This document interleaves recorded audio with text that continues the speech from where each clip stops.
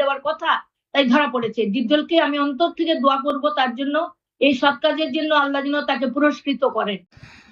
সালমান শাহ হত্যার 4 নম্বর আসামি আশরাফুল হক ডন হলনায়ক ডিপজলের এক খুনি গ্রেপ্তার হলেন।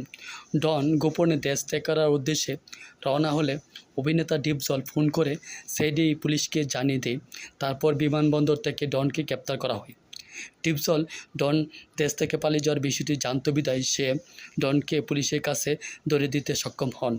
সালমান শাহ নীলা চৌধুরী বলেন, ডিপজলের ওপর আল্লাহর রহমত হয়েছে বিধায় সে ডনকে ধরে দিয়েছে, কারণ সে জানত ডন দেশ থেকে পালিয়ে যাচ্ছে।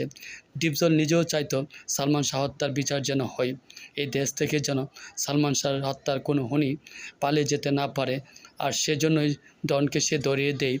দীর্ঘ 29 বছর পর সালমান শাহর আত্মহত্যাকে হত্যা হিসাবে বিবেচনা করে কোর্ট সেইডিকে সুষ্ঠু তদন্তের নির্দেশ দেন। সালমান শাহ নীলা চৌধুরী বলেন, ডন যেন কোনোভাবেই জামিন না পায়। ডনের মতো সালমান শাহর সাবেক স্ত্রী সামিরাকেও গ্রেপ্তার করা হোক, তাকে রিমান্ডে নিলে সব তথ্য বের হয়ে আসবে।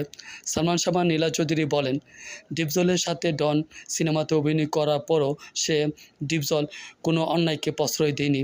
সালমান শাহকে সে অনেক স্নেহ করত। ডিপজল পরোপকারী একজন মানুষ, সে সবসময় চাইতো সালমান শাহ হত্যার বিচার যেন হয়। সেটা তার কাজে আবার নতুন করে প্রমাণ হলো।